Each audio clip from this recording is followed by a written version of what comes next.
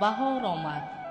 بهاری پرسخاوت زندگانی و طبیعت را روح و روانی نو عطا می نماید.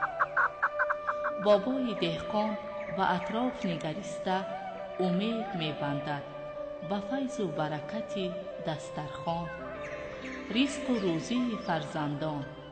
شکر می گوید با تحمل، اندیشه و اخلاص، نیتی پاک و آرزوها.